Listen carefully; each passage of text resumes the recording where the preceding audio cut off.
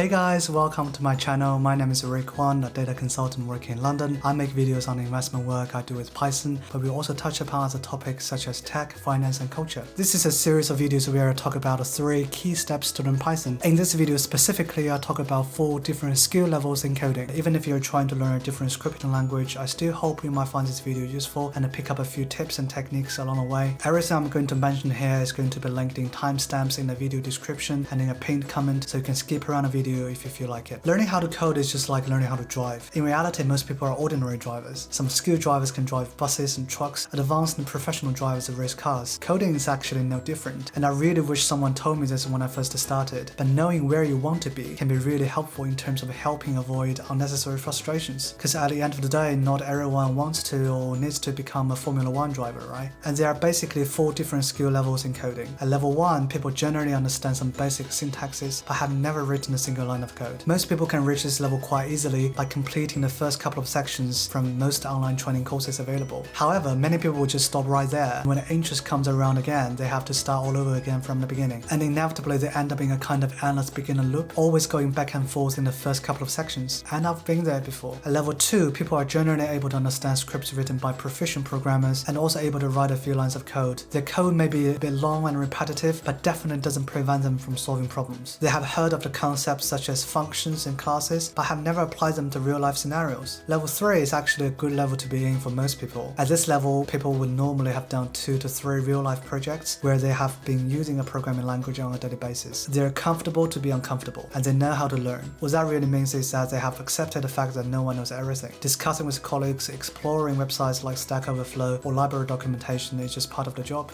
Level 4 is the most advanced level. Although there are definite nuances within this level, programmers at this level think about runtime, algo, how to write and integrate different modules in the most efficient manner, and in many other complicated problems. Most level 4 programmers work in top tech firms or financial institutions. Of all the 4 levels, apart from the level 4, where talent and passion may play a huge part, the other 3 levels are definitely within the reach of ordinary people like you and myself. And once we figure out where we want to be, the rest is really just to complete a series of exercises to reach to that particular level. That's all for today. Hope this video can help you set up your goals in learning Python or programming in general. In future videos, I cover more tips and techniques of coding, as well as many real-life problems that I'm only able to work on after learning how to code. See you next time. Bye!